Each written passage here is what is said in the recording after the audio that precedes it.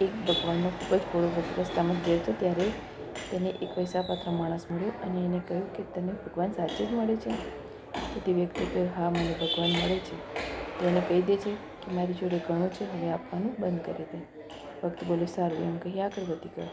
ત્યાં એક ભિખારી મળ્યો. તેણે ભક્તને જોયો. ભિખારી બોલ્યો, જો ભગવાન તને મળે તો કહે છે કે મને આ ફાટેલા જ વસ્ત્ર કેમ આપ્યા છે? એના સિવાય કશું કેમ આપ્યું નથી? ભક્ત બોલ્યો, સારું, એમ કહી આગળ વધ્યો. હવે તે ભક્ત જઈને ભગવાનને મળ્યો. પહેલાં તે વ્યક્તિ મળ્યો હતો એના વિશે વાત કરી.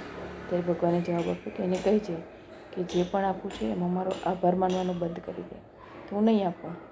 જ્યારે ભિખારી વિશે કહ્યું ત્યારે ભગવાને કહ્યું કે એને કહી દે કે જે આપ્યું છે એમાં ભગવાનનો આભાર માનવાનો શરૂ કરી દે, તો હું મને ચોક્કસ આપીશ.